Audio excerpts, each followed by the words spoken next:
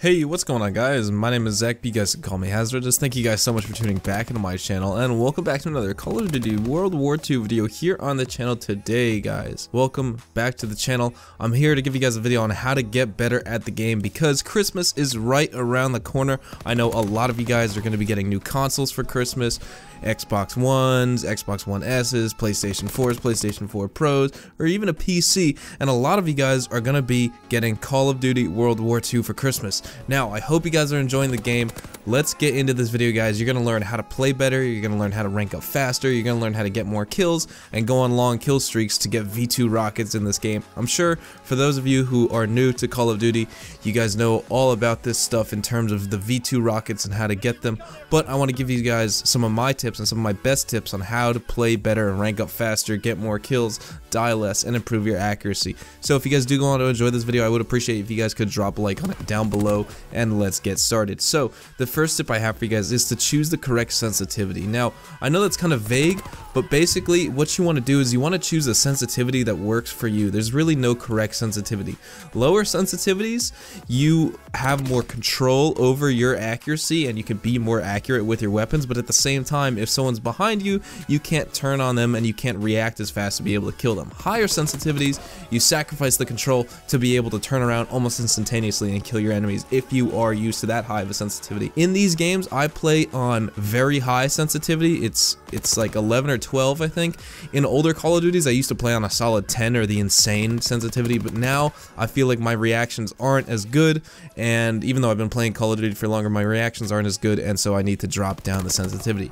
The second tip I have for you guys is before you play games for the day, warm up against bots or go in the firing range and test out weapons that you want to use. This is so you can get used to the weapon, control the weapon better, get used to the accuracy, and see how it performs in the firing range so you're not going into a game blindly and dying a bunch of times like me that you'll see in my live streams. Another tip I have for you guys is to use the appropriate class setup. Now, for a tip like this, you want to use a weapon that works for you in the right attachments, and usually with weapons, the same type of attachments works across all the weapons depending on what game mode you're playing, but check out my channel and check out my best class setups that I upload for Call of Duty WW2, because I do upload a lot of best class setups and you guys can reference those videos. I'll leave a link down in the description below under other videos that you could see all my Call of Duty WW2 best class setups. I have a whole entire playlist of them, so go check them out. Now, another tip is to aim at the chest area consistently. You want to get chest shots or headshots. If you aim at the arms or legs or even feet, you're gonna do the least amount of damage per bullet, and it's gonna take the most amount of bullets to kill an enemy, and in that time they have a high chance of killing you. So you want to aim at the chest and at the head so you get the highest damage possible. Now, getting headshots is a totally different story. I'll have a video about that coming out later on this channel so you guys can get gold, diamond, and the new chrome camo, the end game camo, the chrome camo in Call of Duty WW2.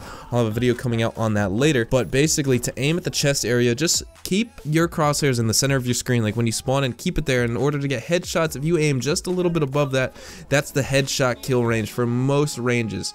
If you're extremely up close or extremely far away from enemies, you may have to adjust your aim a little bit, but when you spawn in, just move your crosshairs up just a little bit and that'll be the headshot area for the most of the time. Another tip you guys want to do is scan the screen for enemies and don't have tunnel vision for your crosshairs. What I mean by this is when you're running around, you shouldn't be running and gunning anyway unless that's kind of your thing and you use gung-ho. But when you're looking at your screen, you shouldn't just be so focused on what's in the middle. You should be kind of out of focus, but like kind of scanning the whole entire screen to see what's going on in the top left corner, the top right corner, bottom left corner, bottom right corner, because there's a lot of verticality with the maps in this game, and you want to make sure that you're scanning the whole screen to see where enemies are. That's what pro players do, that's what a lot of YouTubers do, and you know, it holds true. A cliche is a cliche for a reason, guys. Another tip I have for you guys is to stick to the outskirts of the map and just avoid the middle of the map at all costs. There's so much foot traffic that goes through the middle of the map, and with maps like in Call of Duty WW2 where they're so wide open, you just want to stick to the outskirts because you know your back is covered, you know no one's going to show up behind you, and if you avoid the middle of the map, you'll be able to see what's going on. As long as you're sticking to the outskirts and looking towards the middle of the map, you will know exactly what's going on in the game. Another tip I have for you guys, and this is in regarding to the game modes, is play team deathmatch and kill confirmed, or hardcore kill confirmed, or hardcore team deathmatch. It seems like the biggest noobs of the game are playing those game modes. If you play more objective-based game modes, you'll find people who are just sweating their asses off, who are just complete tryhards, and all they do is just try hard at the game and try and troll you because they're so good. So you just want to play team deathmatch and kill confirm because there's a lot of low-level players who try out those game modes, and it's also the quickest way to rank up is when you play TDM for some reason. I don't know why that's the case in Call of Duty World War II, but it just is. The second to last tip I have for you guys is to try and drop shot and jump shot. And now if you guys don't know what that is, jump shotting is basically when you see an enemy and you start shooting him, try jumping because that'll throw off his aim and he'll try and counteract that, and that'll mess up his aim. If you know an enemy is right around the corner, try jumping around the corner and shooting him. That's another good way to avoid getting shot by the enemy and winning a gunfight. Drop shotting is basically going prone while you're shooting an enemy. Now, in order to do that, you should probably get a scuff controller or use the tactical button layout, which basically swaps your crouch button and your knife button from the analog stick to the B button, and your crouch button from B to the analog stick, or the circle if you're on PlayStation. But basically, if you shoot an enemy and go prone at the same time, or drop shot the enemy, you will most likely get the kill, and you can combine that with jump shotting, which is what I do a lot of the time. That's the thing that pisses off people the most, and you will 100% win all of your gunfights if you try and do that. If you know an enemy is around a corner, jump around the corner and then drop shot when you hit the ground and keep shooting him. You will 100% win that gunfight, I guarantee you. And the last tip I have for you guys, this is, more of an investment if you guys have the money for this stuff. Invest in control freaks, invest in scuff controllers, and invest in headsets to use, because you can hear the enemies. You get thumbstick extensions with the control freaks that improve your accuracy, and scuff controllers just help you play better. These are all monetary investments. They do cost money. Control freaks are about $10 to $20. Headsets vary from $50 to $250 depending on if you want a okay headset or a really good headset, and then scuff controllers range from $150 to $250 or even $300 as well if you get it fully customizable. But those are things that you don't need, but they do help you play better and get better at the game. I hope you guys enjoyed these tips and tricks.